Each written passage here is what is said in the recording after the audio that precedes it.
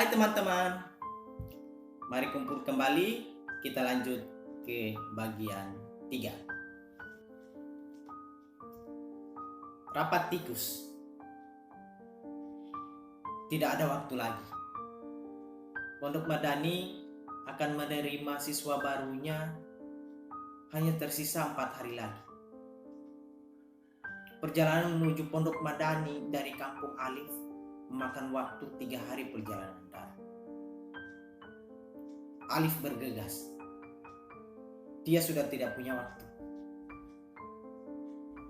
Alif akhirnya memutuskan saat itu untuk berangkat bersama ayahnya menuju Jawa Timur.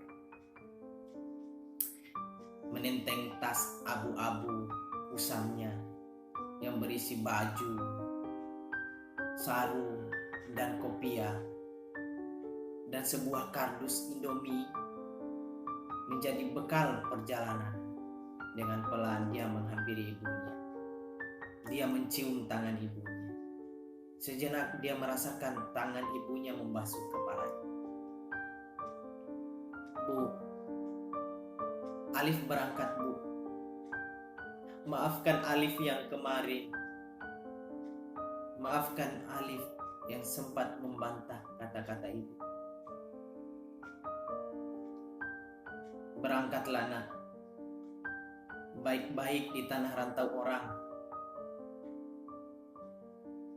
Belajarlah agama, karena belajar agama itu seperti berjihad di jalan Allah. Sejenak Alif melihat sudut mata ibunya berair. Alif memeluk adiknya Laili dan Safia. Tanpa menoleh ke belakang, Alif berangkat dengan ayahnya. Bukan perpisahan yang menjadi beban Alif, tapi keputusannya untuk belajar di Pondok Madani. Dadanya terasa sesak oleh pertanyaan-pertanyaan. Apakah ini sudah benar keputusan yang diambil?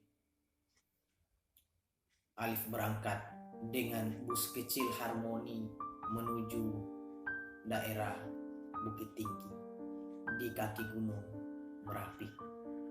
1 jam setelahnya, mereka berhadapan dengan horizon dan 2 gunung besar menancap langit, yaitu Gunung Merapi dan Gunung Singgala. Sesampainya mereka di perusahaan otobus, Alif memilih duduk di barisan ketiga di belakang sopir. Dengan segala kemewahannya, full AC dan pemutar video dengan layar berwarna.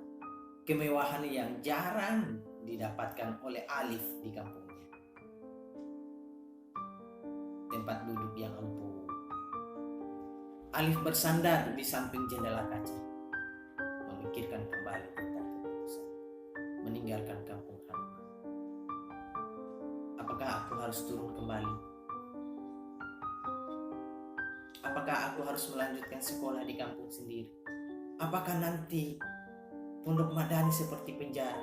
Apakah nanti Pondok Madani akan sesuai seperti yang diceritakan oleh pamannya dari Mesir? Banyak pertanyaan berkecamuk di kepala Alif. Bus mulai berjalan. Di samping ayahnya duduk Pak Sultan, seorang saudagar yang pulang pergi Jakarta dan Tanah Abang untuk belanja pakaian dan dia jual di kampung. Gapura pertama dia lewati. Selamat jalan, Anda telah meninggalkan Sumatera Barat. Hatinya bergumam, aku telah berada di Jambi. Kembali, pertanyaan berkecamuk di kepala Alif. Apakah ini sudah keputusan yang benar? Namun Alif berusaha menguatkan dirinya.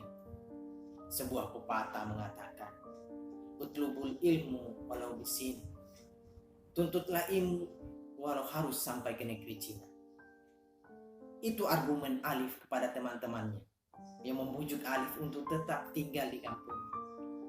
Ayo sekolah di kampung. Tidak usah pergi jauh-jauh sampai ke Jawa Timur hanya untuk pergi belajar. Namun Alif mengatakan, aku akan belajar bahasa asing di sana. Aku akan belajar bahasa Arab sampai tuntas di sana. Dan aku akan menguasai. Hari kedua perjalanan, suasana bus sudah mulai membosankan.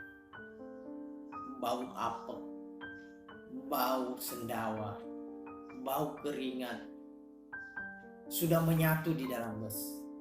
Tapi sang sopir bernama Pak Muncak tahu solusi yang harus dia lakukan. Dengan sigap, Pak Muncak menyisipkan kaset komedi lokal yang dibawakan Yus Datwa berjudul Rapat Tikus. Seluruh penghuni bus langsung kekira, bertepuk tangan, bahkan ada yang sampai bersiul-siul. Mereka tahu ini adalah komedi yang sangat familiar di kampung mereka. Rapat tikus yang berusaha bertahun-tahun untuk memasang gemericik di leher kucing. Tapi tidak satu pun tikus yang berani melakukan itu. Seluruh isi bus tertawa terpingkal-pingkal. Pasukan yang sejak kemarin mabuk darat, Umi Piah, terpingkal-pingkal, suara tawanya berbarengan dengan suara kentutnya. Pasukan melirik Ayah Alif dan bertanya, "Bapak mau kemana?" Ayah Alif menjawab, "Saya mau mengantar anak saya ke Pondok Madani yang ada di Jawa Timur."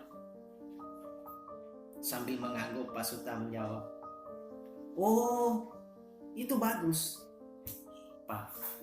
Saya dengar di sana tempatnya sangat bagus. Ada tetangga saya, anaknya sangat nakal. Setelah 1 tahun di Pondok Madani, dia langsung jadi anak yang baik. Perilakunya berubah." "Oh tidak, anak saya tidak nakal. Justru anak saya ini adalah anak yang pintar." Pasutan kembali ke tempat duduk.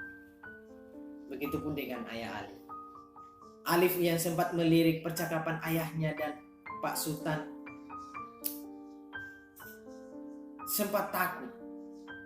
Apa mungkin Pondok Madani itu tempat kumpulnya anak nakal yang disekolahkan di sana untuk mengubah perilakunya? Kembali pertanyaan-pertanyaan itu berkecamuk di pikiran Alif. Tapi keputusan sudah diambil. Alif sudah jauh dari kampung halamannya. Perjalanan malam kedua dilanjutkan. Perut Alif mulai terguncang, melilit. Tiba-tiba, blang! Ban belakang bus meledak.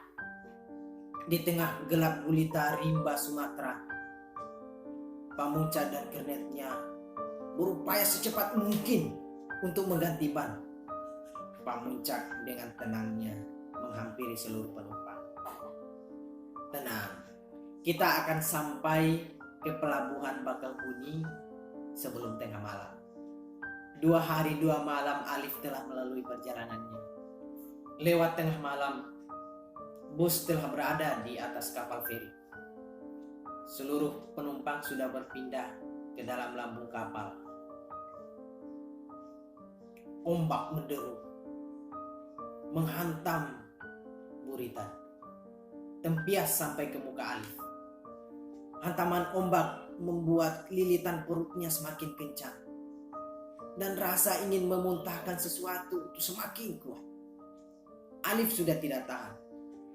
Saat itu juga dia memuntahkan seluruh isi perutnya. Lautan berangsur tenang. Dengan pelan Ayah Alif datang. Cahaya sampan nelayan berkedip di tengah laut. Sesaat lagi Pulau Jawa akan diinjak oleh Alif. Kegembiraan tersendiri yang didapatkan oleh Alif saat perjalanan ini, karena Pak Muncak masih saudara dengan ayahnya. Di rumah makan, mereka dilayani sebagai pelanggan VIP. Karena sopir dan kernetnya itu tidak bayar.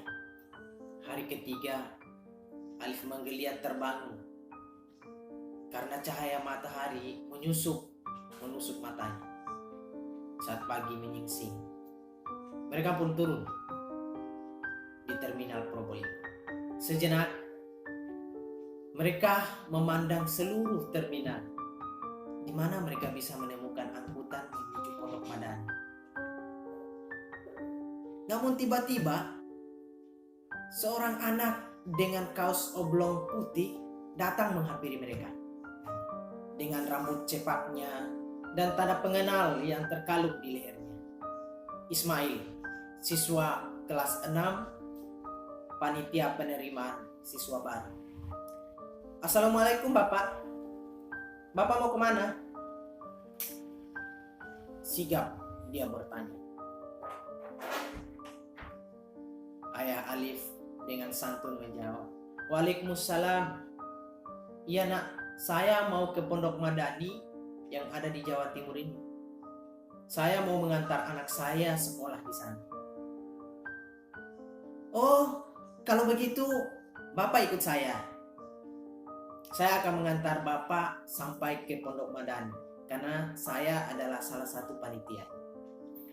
Dengan sigap, Ismail mengangkat tas abu-abu Alif dan dus Indomie, mengikatnya di atas atap bus biru.